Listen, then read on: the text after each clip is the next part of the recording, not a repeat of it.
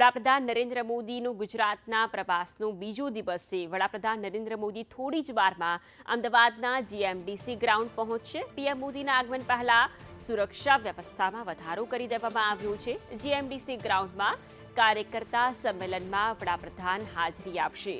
GMDC ground પર પોલીસનો ચુસ્ત બંદોબસ્ત ગોઠવાયો છે। પીએમ મોદીના જન્મદિવસની શુભેચ્છા આપતા બેનર પણ લાગવામાં આવ્યા છે। પીએમ મોદી ખુલ્લી જીપમાં લોકોનું અભિવાદન ઝીલશે। પીએમની સાથે સીઆર પાટીલ અને સીએમ ભૂપેન્દ્ર પટેલ પણ હાજર રહેશે। જીએમડીસી ગ્રાઉન્ડમાં 1 લાખ લોકોને સંબોધન કરવામાં આવશે।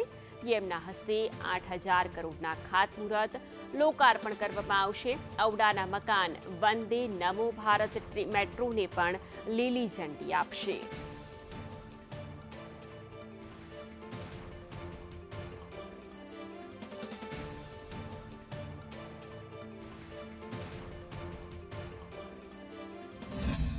તો ત્રીજી વખત વડાપ્રધાન બન્યા બાદ નરેન્દ્ર મોદી પહેલી વખત ગુજરાતના પ્રવાસે છે અને સાથે જ જીએમડીસી ખાતે કાર્યકર્તાઓ સહિતને સંબોધિત પણ કરવાના છે અને તેમનું સ્વાગત પણ કરવાના છે તમામ કાર્યકર્તાઓ। ત્યારે વહેલી સવારથી જ પોલીસનો જીએમડીસી ગ્રાઉન્ડ ખાતે વિશેષ કાર્યક્રમના ભાગરૂપે તમામ તૈયારીઓ સુરક્ષા વ્યવસ્થા છે તે સજ્જ કરી દેવામાં આવી છે। સાથે જ પીએમનો આવતીકાલે જન્મદિવસ છે ને જન્મદિવસને લઈને પણ શુભેચ્છાના બોર્ડ પણ લગાવવામાં આવ્યા છે। ઘરના ઘરનું સપનું સાકાર થયું, ઉર્જા ગુજરાત પ્રગતિશીલ લાઇફસ્ટાઇલ સીમાચિહ્ન સહિતની તમામ જે યોજનાઓ છે તેની પણ ઝાંખી છે જે અહીંયા પોસ્ટર દ્વારા દર્શાવવામાં આવી રહી છે। સાથે જ વડાપ્રધાનનો જન્મદિવસ છે અને તે નિમિત્તે પણ એક દિવસ વહેલાથી જ્યારે ઉજવણી થતી હોય તેવા પ્રકારના પોસ્ટર્સ પણ અહીંયા લગાવવામાં આવ્યા છે। સાથે જ નરેન્દ્ર મોદીના હસ્તે 8,000 કરોડથી વધુના વિકાસશીલ વિવિધ વિકલ્પોની પણ તમામ લોકાર્પણ છે તે કરવામાં આવશે। જનતાને પણ કરોડોની ભેટ છે તે મળવાની છે।